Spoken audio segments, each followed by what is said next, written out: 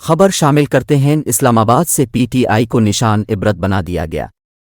P T I کے خلاف متعدد مقامات پر دیوار شرم بنا دی گئی۔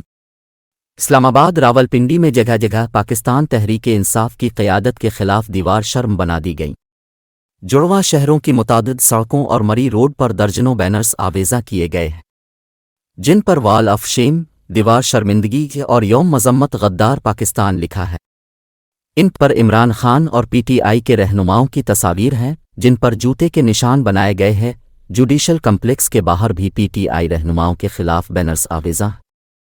پی ٹی آئی رہنماؤں کی تصویروں والے بینرز پر یوم مذمت غدار پاکستان کا نعرہ درج ہے۔